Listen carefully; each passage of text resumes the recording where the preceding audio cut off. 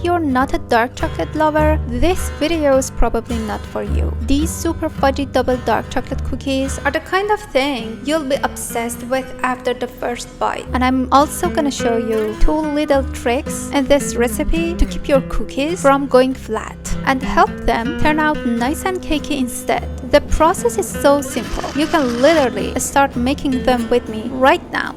This is a therapical channel and I'm Lily. For me, baking and cooking are not just about food. They're a form of therapy. That's why I move forward with patience, creativity, and attention to detail. On this channel, you'll learn many different practical and unique recipes. So if you're interested in professional style home cooking, make sure to stay with me.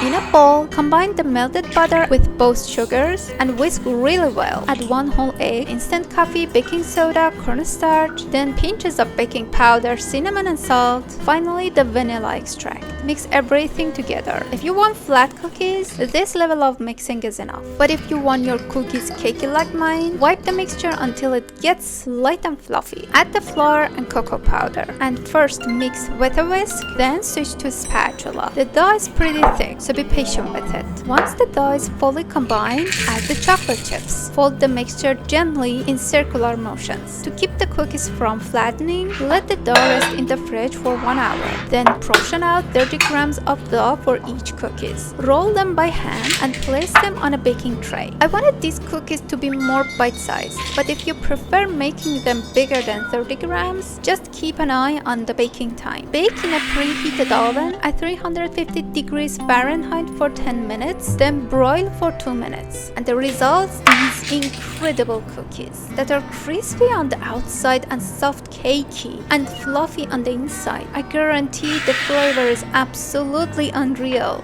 Thank you for watching this video until the end. If you made these cookies or have any questions, please write to me in the comments. If you enjoyed this recipe, liking and subscribing really helps this video reach more people. Until the next one, take care!